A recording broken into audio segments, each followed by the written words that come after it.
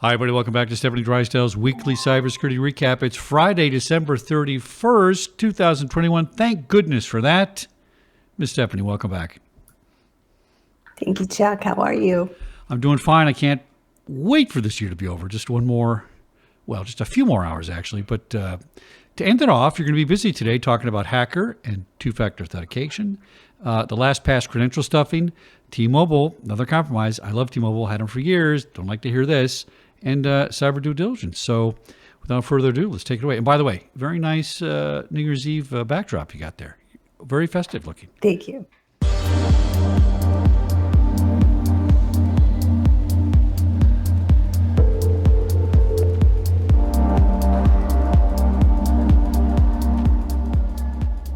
So this week, Gizmodo shared hackers are getting better and better at defeating your two-factor authentication security.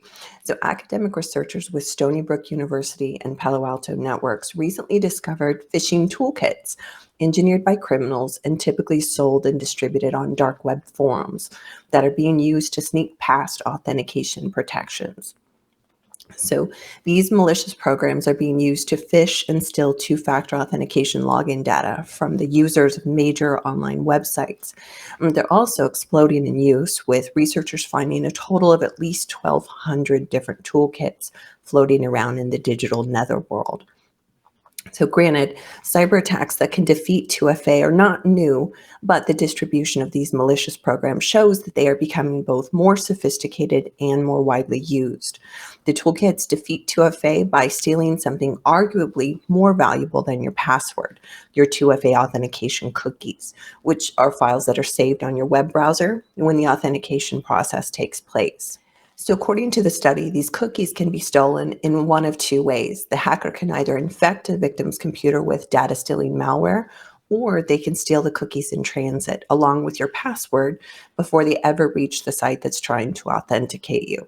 This is done by phishing the victim and capturing their web traffic through a man-in-the-middle attack that redirects the traffic to a phishing site and associated reverse proxy server. So in this way, the attacker can intercept you and the website you're trying to log into and capture the information passing between the two of you.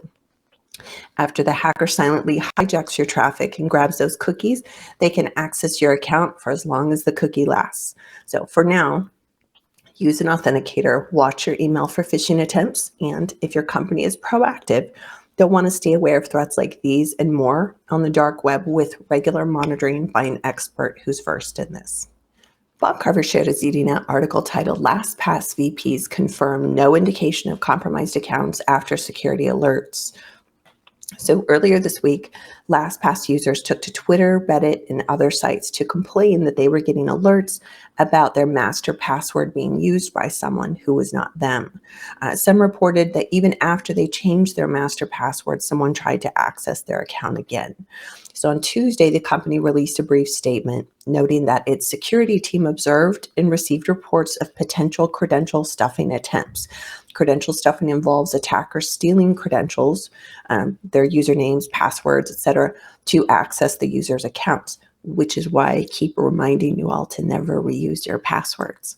So the article also referenced breach fatigue, where an estimated 16% of breach victims become apathetic and do absolutely nothing to resecure their accounts after a breach, believing that there's nothing that can be done because the info was already out there, which is totally not true. So I'll link that article for you below. So Laszlo Gonk shared Bleeping Computer's article titled T-Mobile Says New Data Breach Caused SIM Swap Attacks, another T-Mobile attack that makes 6 since 2018. No word yet on how many customers were affected, but a good reminder to keep a close eye on your accounts, use authenticators and biometrics when available, and reach out to your provider quickly if anything seems off. Jason B. shared Dark Reading's article titled Why Cyber Due Diligence is Essential to the M&A Process. I sat down and talked with Jarek Beeson and went in column a few weeks back about this very topic. The article discusses evaluating cyber risk as a part of your due diligence process, as well as creating an incident response plan and making the acquisition a harder target. I would also recommend the divesting or the target company perform their own preemptive cyber due diligence to tie any loose ends and ensure both the valuation remains favorable and that the processes are tight before discussions begin. The last thing you need is an unsecured email server to grant a criminal visibility into privileged communications, thus giving them a playbook for the best time and places to attack. Feel free to reach out if you'd like to discuss. And that is what I have for you all this week. Thank you for putting up with my scratchy voice today. I think we're getting over a little end of the year, cooties at my house. So anyway, Chuck, do you have big plans for the new year? Just a few, let's say, blue friends of mine are coming over for a little shindig, nothing big, and celebrating my 31st wedding anniversary. Excellent. Well, congratulations. Thank you. Well, I hope everyone has a lovely holiday that you're able to celebrate safely. And I will look forward to seeing you all in the new year.